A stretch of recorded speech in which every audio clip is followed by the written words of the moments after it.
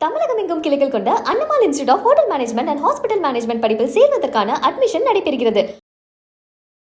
இப்போ இருக்கிற நிலைமையை பார்த்தா அநேகமாக ஜோதி பாசு மாதிரி வெஸ்ட் பெங்காலில் ஒரு 30 வருஷத்துக்கு விஜய் அசைக்க முடியாதுன்னு நான் நினைக்கிறேன். நீங்கள் இந்த ஒரு மாதத்தில் பாருங்களேன், தாவேகா நிர்வாகிகள் கைது செய்யப்பட்டிருக்கிறார்கள், தாவேகா நிர்வாகிகள் கட்சியிலிருந்து நீக்கப்பட்டிருக்கிறார்கள். இதே திமுக ஆட்சியாக இருந்தால் அவனை எந்த அளவு காப்பாற்ற முயற்சி பண்ணுவாங்கன்னு நம்ம பார்த்துருக்குறோம்.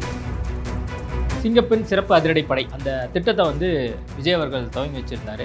அதில் பல்வேறு ஸ்பெல்லிங் மிஸ்டேக்லாம் இருந்தது. இதெல்லாம் கூட கவனித்து ஒரு நிகழ்ச்சி பண்ண மாட்டாங்களா இந்த அரசாங்கம்? எவ்வளோ மெத்தனை போக்காக இருக்காங்க. இந்த ஆர்கனைசர்ஸ் தான் பொறுப்பேற்றுக்கணும். முதல்லையாவது அவங்க போட்டு பார்த்துருக்கணும்ல, எல்லாத்தையும் ரிஹர்சல் பண்ணுறாங்கல்ல, அப்போ அவங்களுக்கும் அது தெரியாமல் இருந்திருக்கு.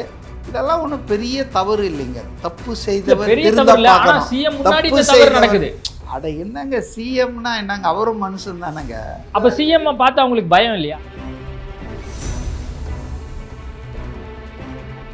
ஐபிசி தமிழ் நேயர்களுக்கு வணக்கம். இன்றைய சிறப்பு நேர்காணலில் நம்மோடு இணைந்திருக்கிறார் அரசியல் விமர்சகர் மதிவாணன் அவர்கள். வணக்கம் சார். வணக்கம். ஜூன் 10ஆம் தேதி நம்ம பேசுகிறோம். மே 10ஆம் தேதி இந்த ஆட்சி வந்து அமைஞ்சுது. கிட்டத்தட்ட ஒரு மாதம் ஆயிருக்கு.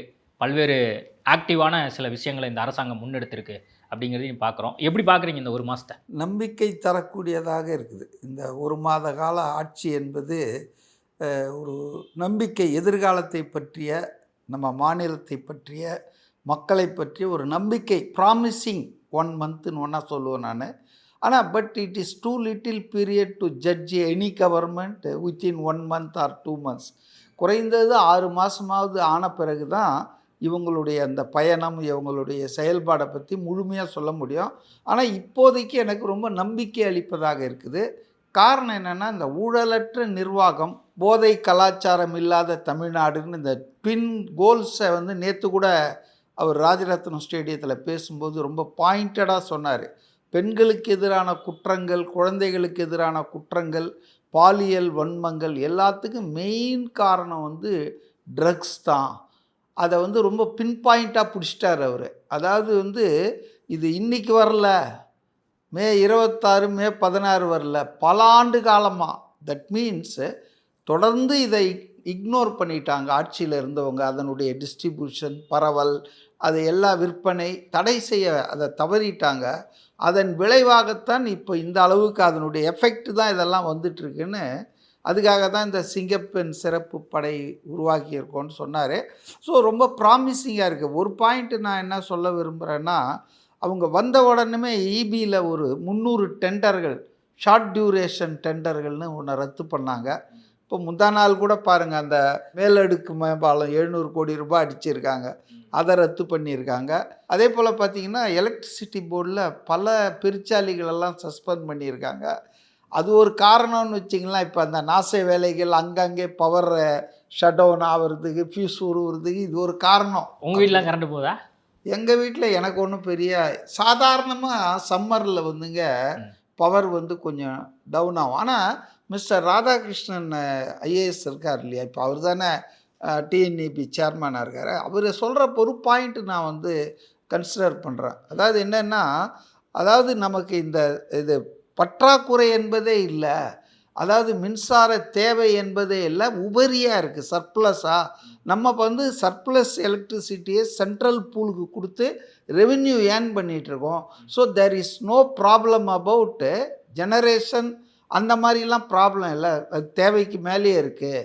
அதனால் இந்த மின்வெட்டு அதெல்லாம் ஒன்றும் பொய்ங்க. அப்போ இது ஒரு நாச வேலை என்பது நான் யூகிக்கிறேன். அவர் சொல்லலை. Some sabotage with limited aim, அரசாங்கத்துக்கு கெட்ட பேர் உண்டாக்கணும். ஏன்னா அது நடக்குதுன்னு சொல்லி பத்திரிக்கையில் பார்க்குறது வேறு விஷயம். உடனே 20 பேரை கொண்டு வந்துட்டு ஒரு கோஷம் போட்டு அதை ஒரு ரீல்ஸ் எடுத்து போட்டுடுறாங்க. ஸோ அதோட அவங்க பர்பஸ் முடிஞ்சிடுச்சு. அப்போ இது மாதிரியெல்லாம் நடக்கிற சூழலில் அவர் வந்து எதை பற்றியும் அழட்டிக்காமல், வழக்கமாகவே அழட்டிக்க மாட்டார், கூல் ஹெட்டடாக காலையில் 10 மணிக்கு வர வேண்டியது, சாயந்தரம் 4-5 வரைக்கும் உட்கார வேண்டியது, அங்கேயே டிஃபன் சாப்பிடுன்று. இது மாதிரி எத்தனை பேர் இருந்தார்கள் என்பது எனக்கு தெரியாது. நான் என்னுடைய அனுபவத்தில் nobody spend so much time in secretariat per day. வருவாங்க, அப்படி பார்ப்பாங்க, அப்படி தலையை காட்டுவாங்க, போயிடுவாங்க. அறிவாலயத்தில் இருப்பாங்கள்ல, வீட்டில் போயிடுவாங்க. ஏன்னா அவங்க ஒன்றும் 24 hours இருக்கணுன்ற அவசியமே இல்லை. ஆனால் இவர் வந்து விஷயங்களை தெரிஞ்சுக்கணுன்றதுக்காக ஏகப்பட்ட மீட்டிங்ஸ் நடத்திட்டே இருக்கார். அதுவே எனக்கு ஒரு நம்பிக்கையாக இருக்குது. அதாவது தெரிஞ்சிக்க துடிக்கிறாங்க. அதிகாரிகள் எழுதி வைக்கிறதுல கையெழுத்து போட்டு போகிறது ஈஸி, யாரும் ஒன்றும் கொஸ்டின் பண்ண போகிறதில்ல. ஏன்னா எல்லாரும் எக்ஸ்பீரியன்ஸ்ட் ஆஃபீஸர்ஸ் தான். அவங்க எல்லாத்தையும் ஸ்டடி பண்ணி வச்சுருவாங்க. சும்மா அப்படி கையெழுத்து போட்டால் ஆட்சி நடக்கும். பல பேர் அப்படி நடத்தியிருக்காங்க. ஆனால் இவர் வந்து அடி முதல் முடி வரையில் அந்த ப்ராப்ளத்தை கிரகிச்சு அதில் என்ன கரெக்டு தானா, அதில் என்னன்னு நிறைய பேரை செகண்ட் ஒப்பீனியன்லாம் கேட்குறாராம். கேட்டுட்டு தான் அப்புறம் ஃபைனல் பண்ணுறாருன்ற மாதிரி. ஸோ ஒரு ப்ராமிசிங்காக தாங்க இருக்குது. நான் பெருசாக ஒன்றும் இது பண்ணல. லஞ்சத்தை தவிர்த்துட்டு இந்த போதை கலாச்சாரம், பெண்களுக்கு எதிரான இதெல்லாம் அவருடைய உறுதிமொழியெல்லாம் இன்னும் 1 வருஷம் கழித்து கூட பண்ணலாம். ஒன்றும் பெரிய விஷயம் இல்லை. திமுக ஆட்சி வந்து 28 மாதம் கழித்து தான் அந்த குடும்ப தலைவிகளுக்கு உரிமை தொகை கொடுத்தாங்க. ஆனால் பாருங்கள், நம்ம உதயநிதி 3வது நாளே ஏன் நிறைவேற்றவில்லைன்னு கேட்குறாரு. அவர் பதட்டத்தை பார்த்தா அவர் ஒரு பதவியில் இருந்திருக்காரு, ஆட்சியில் இருந்திருக்காங்க, இவங்களுக்கெல்லாம் எக்ஸ்பீரியன்ஸ் இருக்குது. இவர் நேராக அசம்பிளிக்கே முதல்வராக தான் வந்திருக்கிறாரு Vijay. he lacks experience, political experience, administrative experience. அப்போ அவருக்கு கொஞ்சம் டைம் கொடுக்கணும்ல. அடுத்த நாள் அதுக்கடுத்த நாள் அப்பா வேறு சாபம் கொடுக்குறாரு, 3 மாதம் கூட தாங்காதுன்னு. ஒரு பக்கம் சொல்கிறாங்க திமுக தயவில் தான் இந்த ஆட்சி நடந்துகிட்ருக்குதுன்னு, இன்னொரு பக்கம் இந்த ஆட்சி 3 மாதம் கூட தாங்காதுன்றாங்க. ஒரே அட்டர் கன்ஃபியூஷனில் ஆகியிருக்காங்கன்னு நினைக்கிறேன். அதே போல் இன்றைக்கி ஒரு செய்தி பார்த்தேன். போன வாரமும் புதிய தலைமுறையை வந்து இது பண்ணிட்டாங்க, பிளாக் பண்ணிட்டாங்க அப்படின்னு போட்டுகிட்டே இருந்தாங்க. இருட்டடிப்பு, ஜனநாயக படுகொலைன்னு, கருத்து சுதந்திரத்துக்கு ஆபத்துன்னு. இன்றைக்கி நேற்று நைட்லேருந்து பாலிமார், இது ஜனம் தமிழ், அப்புறம் நியூஸ் 24 இதெல்லாம் வந்து எதிர்கருத்து சொல்கிறாங்கன்னு எனக்கு சிரிப்பு தான் வருது. அந்த தமிழ்நாடு அரசு கேபிளில் அடிக்கடி சில ஸ்லாட் மாற்றிக்கிட்டு இருக்காங்க. அதுவும் பெரிய நிறுவனம் தானே. சம் பவர் ஃபெயிலியர் மாதிரி அங்கேயும் ஏதோ செட் ஆஃப் பாக்ஸ் ஃபெயிலியர் வருது. ஆனால் இவங்க சொல்கிறாங்க பாருங்கள், காது கண்ணு மூக்கு வச்சு கருத்து சுதந்திரத்தை இதுதான் ஜனநாயகனா அப்படின்னு இபிஎஸ் எழுதி கொடுக்குறாங்க. யாரோ அறிக்கை அவர் கையெழுத்தை போட்டு அது வந்துன்னே இருக்குதுன்னு வச்சுங்களேன். எனக்கு என்ன இவங்களுக்கெல்லாம் ஒரு கேள்வினா, ஏன்பா ஜெயா டிவியை விட, கலைஞர் டிவியை விட, சன் டிவியை விட இந்த 3 டிவி வந்து ரொம்ப கருத்து சுதந்திரத்துக்காக போராடுறவங்களா? விமர்சனம்னா இந்த விமர்சனம் அந்த விமர்சனம் இல்லை. சன் நியூஸ்லேயும், கலைஞர் டிவிலையும், ஜெயா டிவிலையும், மற்ற டிவி புதிய தலைமையர் கூட சம் எக்ஸ்டென்ட் அரசாங்கத்தை விமர்சனம் பண்ணுறாங்க, கூர்மையாக விமர்சனம் பண்ணுறாங்க, அவதூறாக கூட பேசுகிறாங்க. ஆனால் அதெல்லாம் யாரும் ஒன்றும் பண்ணலையே. இதெல்லாம் வந்துங்க பாவம். டெக்னிக்கல் கிளிச்சாக இருக்குது. அது அந்த நிறுவனத்தில் ஏதோ நம்பர் மாற்றுறாங்க, ஸ்லாட்டு. கருத்து சுதந்திரத்துக்கு பறிப்பதற்காக இந்த அரசாங்கம் வந்து இந்த 3 டிவியை பண்ணணும்னு சொன்னால் நிறைய டிவிகள் இருக்குது. இல்லை, நியூட்ரலான சேனல் எல்லாத்தையும் இவங்க முடக்க பார்க்குறாங்க அப்படிங்கிற மாதிரிலாம் செய்தி வருது. ஏன்னா புதிய தலைமுறையோ சொல்கிறீங்க, இல்லை புதிய தலைமுறையோ பாலிமாறாங்க, அரசுக்கு எதிரான கூர்மையான விமர்சனம் வைக்கிறாங்கன்றீங்க. நியூட்ரலான சேனல் இல்லை சார். இப்போது மின்வெட்டு நடக்குது. இந்த மின்வெட்டை எல்லா செய்தி தொலைக்காட்சிகளும் ஒளிபரப்பு பண்ணுறாங்க. இதை போடக்கூடாதுன்னு இந்த அரசாங்கம் நினைக்குது. அதுக்காக வந்து அரசு கேபிள்லேருந்து இவங்க தூக்கி விட்டு இந்த மாதிரி ஒரு அச்சுறுத்தலை கொடுக்கணும்னு நினைக்கிறாங்க அப்படிங்கிற ஒரு விமர்சனம் தானே இவங்கெல்லாம் வைக்கிறாங்க. சரி, இந்த விமர்சனம் சரிதானான்னு நீங்கள் சொல்லுங்கள். சன் டிவி இதை பண்ணலையா? கலைஞர் டிவி இதை பண்ணலையா? நியூஸ் ஜே பண்ணலையா? ஜெயா டிவி பண்ணலையா? புதிய தலைமுறை பண்ணலையா? எல்லோரும் தாங்க பண்ணுறாங்க. ஸோ சம் டெக்னிக்கல் ஹிச்சு வந்திருக்குன்னு அவங்களே அன்அஃபிஷியலாக சொல்லியிருக்காங்க. நாங்கள் அட்டன் பண்ணிகிட்ருக்கோம், அதை சரி பண்ணிவிடுவோன்னு. அதுக்குள்ளே ஜம்ப் ஆகுறாங்க எல்லாரும். பார்த்திங்கன்னா ஒரு 15 அரசியல் தலைவர்கள், சீமான்லேருந்து அண்ணாமலை இன்னும் அரசியல் தலைவர் ஆகலை, அவர் அமைப்பு தானே வச்சுருக்காரு. அவர் வரைக்கும் ஸ்டேட்மெண்ட் இன்றைக்கி ஒரு பேஜ் பூரா பார்த்திங்கன்னா கருத்து சுதந்திரம். இந்த கருத்து சுதந்திர போராளிகள்லாம் கடந்த காலத்தில் எங்கே இருந்தாங்க? கடந்த காலத்துலேயே அடிமையாக வச்சுருந்தாங்க ஊடகத்தை. அதனால் என்னை பொறுத்தவரையில் எக்ஸாஜரேட் பண்ணுறாங்க. இந்த அரசுக்கு ஒரு சின்ன தப்புகள் நடக்கலாம். இப்போ நான் கூட நேற்று இது வந்து பியூர் இன்டென்ஷனாக வந்து அவங்க இந்த தொலைக்காட்சிகளை முடக்கணும் அப்படிங்கிறக்காக இந்த அரசாங்கம் பண்ணலை, அப்படிதான் நீங்கள் சொல்ல வரீங்க? அப்படின்னு நீங்கள் இல்லை, இது முடக்கமே இல்லைன்ற விபத்து, இது வந்து ஃபெயிலியரு, அதுதான். இதுக்கு நீங்கள் முடக்கம்ன்ற ஒரு வார்த்தை சொல்கிறீங்க பாருங்கள், பெரிய வார்த்தை. இது ஏதோ இல்ல இது நான் சொல்லல சார், அவங்க சொல்றாங்க. சென்னை பத்திரிகையாளர் சங்கம் எல்லாம் கூட கண்டனம் கொடுக்குறாங்க. அதை வச்சுதான் நான் கேட்கிறேன். பத்திரிகையாளர் சங்கத்தெல்லாம் சொல்லாதீங்க. அவங்கெல்லாம் வந்து வாயை மூடிட்டு இந்த 5 வருஷம் எப்படி இருந்தாங்கன்னு எனக்கு தெரியும். அதனால் இந்த ஆட்சியில் ஏதாவது குறை இருந்தால் சொல்கிறது வேற, குறையை கண்டுபிடிச்சி சொல்கிறது வேற, இன்வென்ட் பண்ணக்கூடாது. சிங்கப்பெண் சிறப்பு அதிரடிப்படை அந்த திட்டத்தை வந்து விஜய் அவர்கள் துவங்கி வச்சுருந்தாரு. அதில் பல்வேறு ஸ்பெல்லிங் மிஸ்டேக்லாம் இருந்தது. இதெல்லாம் கூட கவனித்து ஒரு நிகழ்ச்சி பண்ண மாட்டாங்களா இந்த அரசாங்கம்? எவ்வளோ மெத்தனை போக்காக இருக்காங்க, எத்தனை அமைச்சர் பெருமக்கள்லாம் அந்த நிகழ்ச்சியில் பங்கேற்றாங்க, ஒருத்த கூடவா வந்து கிராஸ் செக் பண்ணாமல் இந்த நிகழ்ச்சியை வந்து பண்ணியிருக்காங்க அப்படிங்கிற பார்வையெல்லாம் இருக்குல்ல. இந்த மாதிரி வந்து சின்ன சின்ன மிஸ்டேக்ஸ்லாம் நடந்தது. நேற்று நானும் பார்த்தேன். தமிழில் கொஞ்சம் ப்ராப்ளம்லாம் இருந்தது. இதற்கு வந்து இந்த ஆர்கனைசர்ஸ் தான் பொறுப்பேற்றுக்கணும். முதல்லையாவது அவங்க போட்டு பார்த்துருக்கணும்ல, எல்லாத்தையும் ரிஹர்சல் பண்ணுறாங்கல்ல, அப்போ அவங்களுக்கும் அது தெரியாமல் இருந்திருக்கு. இதெல்லாம் ஒன்றும் பெரிய தவறு இல்லைங்க. தப்பு செய்தவர் திருந்த பார்க்கணும். தப்பு செய்தவர் அட என்னங்க சிஎம்னா என்னங்க, அவரும் மனுஷன் தானங்க. சிஎம் வருவாரு, இந்த நிகழ்ச்சியை பாப்பாரு, அவர் துவங்கி வைக்கிறாரு, அதுல ஒரு ஸ்பெல்லிங் மிஸ்டேக் நடக்குது. சில அதிகாரிகள் சிஎம் பார்த்து அவங்களுக்கு பயம் இல்லையா? அதிகாரிகளுக்கு பயம் இல்லையா? உடனே அப்படி போயிடாதுங்க. சில அதிகாரிகளின் கவனக்குறைவு, கேர்லெஸ்னஸ் தான் இதெல்லாம் காரணம். சரியாகும், ஒன்றும் அதை பற்றி ஒன்றும் பெரிய இது பண்ணிக்க வேணாம். நம்ம 1 மாதம் தான் ஆகுது, ஆனால் எல்லா தொலைக்காட்சிகளையும் முடக்கிறதுக்கான ஒரு சதியை வந்து இந்த அரசாங்கம் பண்ணுது அப்படிங்கிற விமர்சனம். மின்வெட்டு, மக்கள் பிரச்சனை வந்து அதிகமாக இருக்குது அப்படிங்கிறதையும் நம்ம பார்க்குறோம். கூடுதலாக இப்போ விவசாயிகள் வந்து செக்ரட்டரியேட் வரைக்கும் வந்து போராட்டம் பண்ணாங்க. இன்றைக்கி வரைக்குமே பல்வேறு இடங்களில் வந்து போராட்டம் பண்ணிகிட்டு இருக்காங்க. இந்த மாதிரி அதிகப்படியான விமர்சனங்கள் இந்த 15-20 நாளில் வந்து எதிர்மறையான நெகட்டிவ் விமர்சனங்கள் வருதுன்றதை நான் ஒத்துக்கிறேன். அதில் சிலது நியாயமானது, பலது வந்து உருவாக்கப்படுவது உள்நோக்கத்தோடு சொல்கிறாங்க. ஆட்சின்னு இருந்தால் அப்படி தாங்க, அதெல்லாம் வரதான் செய்யும். அதுக்காக நாம் வந்து யாருமே விமர்சனம் பண்ணக்கூடாதுன்னு சொல்ல முடியாது. ஆனால் நேர்மறையான விமர்சனங்கள் எவ்வளோ வந்திருக்கு பாருங்கள். ஊழல் ஒழிப்பில் ரொம்ப முனைப்பில் இருக்காங்க. இன்றைக்கி பார்த்துங்க, 1 வருஷமாக போடாத டிஜிபியை 1 வருஷம் இல்லை, என் கணக்குப்படி 1.5 வருஷம். ஏன்னா சங்கர் ஜிவால் போன ஆகஸ்ட்டில் ரிட்டையர் ஆனார்னா 6 மாதத்துக்கு முன்னாலே அவர் பென்ஷன் பேப்பர் எடுத்துக்குவாங்க. அவர் ரிட்டையர் ஆகி இப்போ 1 வருஷம் ஆச்சு. 1.5 வருஷமாக அந்த டிஜிபி போஸ்டர் போடாமல் பெரிய நிர்வாகம்னாங்க, நாங்கள் தான் சிறந்த நிர்வாகம்னாங்க. எவ்வளோ கேவலமாக இவர் வந்து 10 நாள்லேயே போட்டு விட்டார் ஆச்சுங்களா. அதே போல் பார்த்தீங்கன்னா இவ்வளோ வருஷமாக வந்து மாறி மாறி திமுக அதிமுக சிஎம்டிஏ மூலமாக பார்ட்டி ஃபண்டு வசூல் பண்ணிகிட்டு இருந்தாங்க. பர் ஸ்கொயர் ஃபீட்டுக்கு 27 29ன்னு. ஆனால் இன்றைக்கி அவர் வந்தவொன்னே அதை நிறுத்தினார். அதே போல் டாஸ்மாகில் பாருங்கள், அட்டைப்பெட்டி இருக்கு இல்லையா, பீர் பாட்டில், பொச்சை பெட்டி, ஒயின், இதில் வந்து 100 கோடி ரூபாய் மாதம், 1200 கோடி ரூபாய் வருஷத்துக்கு வந்து அடிச்சிருக்காங்க. மினிஸ்டருக்கு போயிருக்கு, அதிகாரிகளுக்கு போயிருக்கு. இது எல்லாத்தையும் வந்து அரசு கஜானாவுக்கு தள்ளி விட்டுருக்காரு. எவ்வளோ பெரிய விஷயம். 1200 கோடி ரூபாய் வருஷத்துக்கு அப்படின்னா 5 வருஷத்தில் எவ்வளோ அடிச்சிருப்பாங்க, அவங்க 10 வருஷத்தில் எவ்வளோ அடிச்சிருப்பாங்க. நமக்கு இவ்வளோ பெரிய கொள்ளை நடந்திருக்கு. வந்து இவர் 1 மாதத்துக்குள்ளே இதெல்லாம் கண்டறிஞ்சு கஜானாக்கு அனுப்புன்றாரு. அதே போல் ஆதவ் அர்ஜுனா பாருங்கள், பிடபிள்யூடி கான்ட்ராக்டர்ஸ் பூரா வர வச்சு 8% சிஎம்முக்கு, 8% மினிஸ்டருக்கு, அதிகாரிகளுக்குன்னு சொல்லி 25% கமிஷன் கொடுக்குறத நிறுத்துங்க.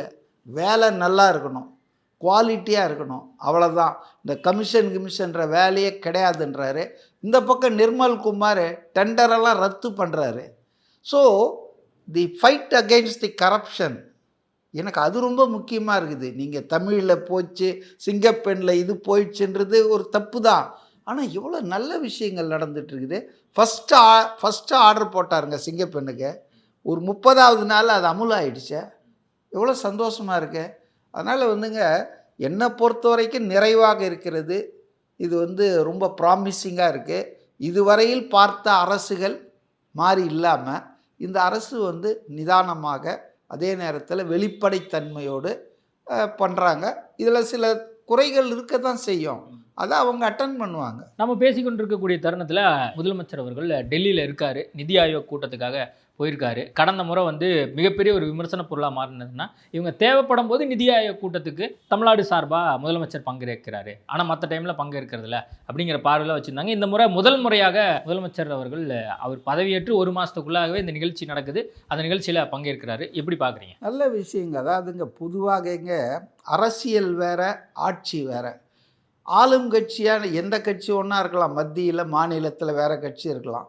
ஆனால் மத்திய அரசோடும் மாநில அரசோடும் ஒரு இணக்கமான உறவு இல்லைன்னா அது வந்து 2 பேருக்குமே நல்லது இல்லைங்க.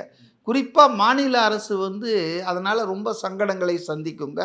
அது வந்து நம்ம பார்த்தோங்க, திமுக ஆட்சியில் வாய்ச்சவடால் அடிச்சுக்கிட்டு டெல்லிக்கும் தமிழ்நாட்டுக்கும் சண்டை கிண்டன்னு சொல்லி கடைசியில் தமிழ்நாட்டின் பல்வேறு திட்டங்கள், பல்வேறு நிதிகள் வர வேண்டியது. நேற்று செங்கோட்டையன் சொல்கிறார் 1000 கோடி எங்களுக்கு எந்த பிரச்சனையெல்லாம் கொடுத்துட்டாங்க உடனே அப்படின்றார். So I agree there should be a smooth relationship between state and central government. அதுக்கு அர்த்தம் தமிழ்நாட்டு உரிமைகளை காவு கொடுத்து தமிழ்நாட்டு உரிமைகளை வந்துட்டு கண்டுக்காமல் இருந்து அதுக்கு சொல்ல. ஆனால் தேவையில்லாமல் வம்பு கிட்டு ஒரு ஆளை சண்டை போடுறது, தேவையில்லாமல் சண்டை போடுறது தேவையில்லை. இன்றைக்கி பாருங்கள், ரொம்ப நல்ல முறையில் பேசியிருக்காரு. இன்றைக்கி பேப்பரில் வந்து விஸ்வநாதன் உயர்கல்வித்துறை அமைச்சர், காங்கிரஸ் மினிஸ்டர், ரொம்ப சோபராக சொல்லியிருக்காரு. நாங்கள் கவர்னரோடு மோதல் போக்க விரும்பலை, நாங்கள் ஸ்மூத்தாக இருக்கணும்னு தான் விரும்புகிறோம். ஆனால் அதே நேரத்தில் அவர் இந்த ஆட்சி என்பது 8 கோடி மக்களுக்கான ஆட்சி, மக்களால் தேர்ந்தெடுக்கப்பட்ட ஆட்சி, இதை வந்து அவர் பீலிட்டில் பண்ணக்கூடாது அப்படின்ற மாதிரி சொல்கிறாங்க. ஸோ இது எனக்கு புதுசாக இருக்குது, இதுதான் கரெக்டு. ஈவன் பிஜேபி கூட இதுக்கு எதிராக தான் போகுதுங்க. டபுள் இன்ஜின் சர்க்கார், ஸ்டேட்லேயும் ஒரே கட்சி ஆட்சி பண்ணணும், சென்ட்ரல்லையும் ஒரே கட்சி, அப்போ தான் மாநிலம் முன்னேறன்றாங்க. அதுவும் ராங்கு. டிஎம்கே எடுத்த ஸ்டாண்டும் ராங்கு. இன்றைக்கி தாவேக ஆட்சி அதனுடைய அமைச்சர்கள் பேசுகிறதால ரொம்ப சோபராக, ரொம்ப பேலன்ஸாக இருக்குது. 2 அரசும் சேர்ந்து தாங்க இது பண்ணணும். அதனால் இந்த நிதி ஆயோக் கூட்டங்களை நீங்கள் சரியாக நினைவூட்டினீங்க. ஃபஸ்ட்டு 3 இயர்ஸ் வந்து ஸ்டாலின் அவர்கள் போவே இல்லை. போகலன்னா கூட பரவாயில்ல, யாரையா ஒருத்தர் அமுச்சு விட்ருக்கலாம். ஆனால் என்ன பண்ணாருன்னா காணொளி போடுவார், வீடியோ போடுவார். ஏன் நான் போகவில்லை, நான் ஏன் பிறந்தேன்னு எம்ஜிஆர் ஒரு கட்டுரை எழுதினார், பார்த்துருக்கீங்களா? அந்த படமாகவும் வந்தது அதுக்கப்புறம். அது மாதிரி நான் ஏன் போகவில்லை, தமிழ்நாடு வஞ்சிக்கப்படுகிறது, அதில் போட்டு தே ஜஸ்டிஃபைடு தேர் ஆப்சன்ஸ். என்னை பொறுத்த வரைக்கும் நான் பாஜகவுக்கு எதிரான ஆள் தான், மோடி அரசை வீழ்த்தணும்னு நினைக்கிற ஆள் தான். ஆனால் எதை இருந்தாலும் உள்ளே போய் தாங்க பார்ட்டிசிபேட் பண்ணி தாங்க அப்போசிஷனை பண்ணணும். பாய்காட் என்பது ஈஸியான வழி. சட்டமன்றத்தில் வாக் அவுட் பண்ணிட்டு போயிடுவாங்க. இப்போ உதயநிதி ஓடனா இருப்பாருங்க. இந்த அரசை எதிர்த்து நம்பிக்கை கோரும் வாக்கெடுப்பில் அவர் ஓட்டு போடணும் இல்லை. 22 பேர் வச்சு இந்த பழனிசாமி பண்ணாரா இல்லையா? அந்த கட்சியே 2ஆக உடஞ்சா கூட அவர் கர்மமே கண்ணாயினார்னு 22 பேரை போட வச்சார்ல. ஆனால் பாருங்கள், அதில் கூட பாஜக அதிமுக ஓட்டை வாங்கிட்டு என்டிஏன்னு சொல்லிக்கிட்டு அப்படியே இடித்த புலி மாதிரி உட்காந்துட்டு இருந்தார். பாஜக லோன் மெம்பர் கேட்டால் நடுநிலையாம். ஏன் உன்னுடைய அணித்தலைவர் பழனிசாமி இந்த ஆட்சியை எதிர்த்து வாக்கு போடுறாரு. You see the peoples mind எப்படி மாறுறாங்க பாருங்கள், எவ்வளோ குயிக்காக. ஸோ அதனால் ஸ்டாலின் கடைசியாக திடீர்னு ஓடினார், யார்கிட்டையும் சொல்ல, காணொலியும் போடல. நீ ஏன் போகலன்னு காணொலி போட்டிங்கல்ல, இப்போ ஏன் போனான்றதுக்கு காணொலி போடணும்ல. பணம்லாம் வந்துடுச்சா, இப்போ ஓரவஞ்சனை இல்லையா, பாரபட்சம் இல்லையா, சொல்லணும் இல்லை. ஏன் போனார்னா விசாகன் சிஎம்டியை ரைட் பண்ணிட்டாங்க. டாஸ்மாக் அந்த சேர்மனாக இருந்த இப்போ இல்லை மாற்றிட்டாங்க. அவர் மூலமாக அவருடைய வாட்ஸ்அப் அதெல்லாம் பார்த்து தம்பி வரைக்கும் வந்து, தம்பி ரித்தீஷ்ன்றவர் குறிஞ்சியில் லெஃப்ட் அண்ட் ரைட் உதயநிதிக்கு அவர் தான். ஸோ அந்த கேஸ்லேருந்து ஊறணும், பையனை காப்பாற்றணுன்றதுக்காக, தமிழ்நாட்டுக்காக போல, பையனை காப்பாற்றணுன்றதுக்காக டபார்னு போய் உட்காந்தார். உட்கார்ந்தது மட்டும் இல்லை, அதுக்கப்புறம் பிரைம் மினிஸ்டர் தலைமையிலே தான் நிதி ஆயோக் கூட்டங்கள் நடக்கும். அங்கேயே யூ கேன் எக்ஸ்சேஞ்சு கருத்துக்கள் சொல்லலாம், பேசலாம். ஒன்றும் பெரிய விஷயம் இல்லை, இன்ஃபார்மலாக தான் இருப்பாங்க. ஆனால் அதெல்லாம் முடிஞ்ச பிறகும் இண்டிவிஜுவலாக 1-to-1 மீட்டிங் கேட்டு பார்த்துட்டு வந்தார். அப்போ பையனை காப்பாற்றணுன்னா நிதி ஆயோக்கு போவாங்க, இல்லைன்னா பெருசாக வாய்ச்சவடால் அடிப்பீங்க. இன்றைக்கி அப்படி இல்லையே. விஜயை பொறுத்தவரையிலுங்க ரொம்ப பேலன்ஸ்டாக நியாயமாக இருக்கு. நிறைய பேர் கேட்குறாங்க, ஏன் அவர் பாஜக கண்டனம் தெரிவிக்கல, இதுக்கு ஏன் எதிர்க்கல, அதை ஏன் வந்து பாருங்கள், அவர் பாஜக எதிர்ப்பு வந்து சந்தேகத்துக்குரியது அப்படின்றாங்க. இந்த வாய்ச்சவடால் அடிச்சிட்டு இருக்கிறவங்க இந்த குறைக்கிற நாய் கடிக்காதுன்னுவாங்க. தமிழில் ஒரு பழமொழி இருக்குது. சும்மா பேசிட்டு போய் இந்த மாதிரி சரண்டர் ஆகிறத விட அமைதியாக இருந்து தன் காரியத்தை முடிக்கிறது நல்லதுன்னு நினைக்கிறேன். எதுக்கு தேவையோ அதுக்கு தேவை. எதுக்கு எதிர்ப்பு? இப்போ வக்ஃப் போர்டை பற்றி வந்தது, உடனே அவங்க கோர்ட்டுக்கு போனாங்களா? இப்போ எதுக்கு தேவையோ அதுக்கு எதிர்க்கணுங்க. சும்மா பாஜக எதிர்ப்பு ஓட்டை நம்ம வச்சுக்கணும், முஸ்லீம் ஓட்டை, கிறிஸ்டின் ஓட்டை நம்ம வச்சுக்கணுன்றதுக்காக எதுக்கு எடுத்தாலும் குறை சொல்கிறதுன்றத மக்கள் நிராகரிச்சிட்டாங்க இந்த தேர்தலில். விஜய் அவர்கள் மத்திய அரசாங்கத்தோட அப்போ இணக்கமான போக்கை தான் வந்து கடைபிடிப்பார், தமிழ்நாடுடைய நலனம் மையப்படுத்தி. நான் சொன்ன முதல் வரியை நீங்கள் கவனிக்கலன்னு நினைக்கிறேன். ஆட்சி வேறு கட்சி வேறு. கட்சியை பொறுத்தவரை தாவேகா கட்சிக்கு திமுக எப்படி அரசியல் எதிரியோ அது மாதிரி பாஜக சித்தாந்த எதிரி, மதவாதத்தை எதிர்ப்பார்கள். அது கட்சி. கட்சி டு கட்சி உறவு கண்டிப்பாக இப்படி தான் இருக்கும், எதிரும் புதிருமா இருக்கும். ஆனால் ஆட்சி டு ஆட்சி, மாநில அரசு மத்திய அரசுன் போது இணக்கமாக ரெண்டு கை சேர்ந்தால் தானேங்க வந்து அது ஒன்றாக முடியும். ரெண்டு கரை இது தானே ஒளி வரும், ஒரு கை ஓசை ஒன்றும் பயன்படாத. ஸோ அவர் டிமார்க்கேட் பண்ணுறாரு. ஆட்சி வேற, கட்சி அரசியல் வேற. இவங்க அதை பண்ணலை, எல்லாத்துலேயும் இவங்க அரசியல் பண்ணிட்டாங்க. அதான் இவங்க கிட்ட இருக்க திமுக கிட்ட இருந்த தப்புன்னு நான் நினைக்கிறேன். இப்போ அண்ணாமலை கட்சி தொடங்க போகிறேன் அப்படின்னு சொல்லியிருக்காரு. இது மிகப்பெரிய அளவில் தமிழ்நாட்டில் பேசுபொருளாக மாறி இருக்கு. தாவேகாவுக்கு மாற்றாக விஜய்க்கு எதிராக மீடியாக்காரங்க தான் அந்த பெரிய அண்ணாமலை கட்சி ஊதுறீங்க. இல்லை, அதான் அண்ணாமலை கட்சி தொடங்க போகிறாரு. இது வந்து தாவேகாவுக்கும் விஜய்க்கும் ஒரு மெசேஜை கொடுக்குது. இன்றைக்கி வந்து ஒரு புதிய அரசியல் கட்சிக்கான தேவை தமிழ்நாட்டில் இல்லைங்க. செயற்கையாக இது வந்து பழுக்காத மாங்காயை வந்து புகை விட்டு பழுக்க வைப்பாங்க பாருங்கள், அந்த மாதிரி. இப்போ விஜய் வந்து ஒரு கட்சியை ஆரம்பிக்கும்போது அவர் பண்ண பிரில்லியன்ட் மூவ் என்னென்னா, சரியான நேரத்தில் அவர் கட்சி ஆரம்பித்தார். அப்போ தேவை இருந்தது. 2 திராவிட கட்சிகள் 32 வருஷம் ஆட்சி பண்ணி 67லேருந்து மக்கள் வெறுத்து சலித்து ரொம்ப ஏதாவது வேற ஆள் வரமாட்டானான்ற ஏங்கிட்டு இருந்தாங்க. அந்த நேரத்தில் இவர் வந்து தன்னுடைய கட்சியை ஆரம்பித்தார். ஸோ அதை மக்கள் அப்படியே ஏந்திக்கிட்டாங்க. 2.5 வருஷத்தில் எந்த கட்சியாவது வந்து 35% ஓட்டை வாங்கி ஆளுங்கட்சியாக மாறி இருக்கா இந்தியாவில்? நீங்கள் ஆம் ஆத்மிலாம் சொல்லாதீங்க, டெல்லி சுண்டக்காங்க, புரியுதுங்களா? ஆனால் இவர் வந்தார். முன்னால் ஒருத்தர் வந்திருக்கிறாரு 10 மாதத்தில், என்டி ராமாராவ், ஒன்றிணைந்த ஆந்திர பிரதேசம். அப்போது மக்கள் வந்து ஒரு மாற்றத்துக்காக தேவர் லாங்கிங் ஃபார் எ சேஞ்ச். அந்த மாற்றத்துக்கான ஒரு ஆளாக இவர் வந்துட்டார். இப்போ இந்த விஷயம் முடிஞ்சு போச்சு. இன்னொரு மாற்றம் பார்க்க மாட்டாங்க. இல்லை, பார்க்க மாட்டாங்க. ஏன்னா அதாவது எங்கள் வீட்டு பெண் எங்கள் வீட்டு பிள்ளைன்னு ஒரு படம் வந்தது, உங்களுக்கு தெரியும், எம்ஜிஆர் சரோஜதேவிலாம் 25 வாரம் ஓடிச்சு. அதே தயாரிப்பாளர் உடனே எங்கள் வீட்டு பெண்ணுன்னு எடுத்தார். அது பொட்டிக்கு போயிடுச்சு, 1 வாரம் கூட ஓடல. பணமா பாசமானு கேஎஸ் கோபாலகிருஷ்ணன் ஒரு இயக்குனர், ரொம்ப சூப்பரான படம். இழந்த பழம் பாட்டெல்லாம் அதில் இருக்கும், உங்களுக்கெல்லாம் தெரிஞ்சிருக்காது. 25 வாரம் 30 வாரம் ஓடிச்சு பணமா பாசமா. அதே ஆள் உடனே குலமா குணமான்னு எடுத்துனார், பொட்டிக்கு போயிடுச்சு. அதுபோல் விஜய், அது வந்து அந்த சமயம், அந்த விஜயினுடைய அந்த மக்களிடம் அவருக்கு இருந்த ஈர்ப்பு, செல்வாக்கு, புகழெலாம் எல்லாம் சேர்ந்து அவருக்கு வந்து பயன் கிடைத்தது.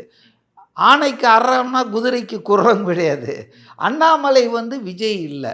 2வது புறச்சூழ்நிலை இல்லை, அகச்சூழ்நிலையும் இல்லை. வலுக்கட்டாயமாக ஒரு கட்சியை தொடங்குறதுன்றது, இப்போ பாருங்கள், யாரோ சொல்கிறாங்க 22,000 வேட்பாளர்களை நான் நிறுத்துவேன் உள்ளாட்சி தேர்தலில். நிறுத்துங்க, சீமான் கூட தான் 16 வருஷமாக நிறுத்திக்கிட்டே தான் இருக்கிறாரு. அது வந்து இங்கே எல்லாமே எல்லா நேரத்துலையும் கிளிக் ஆகிடாதுங்க.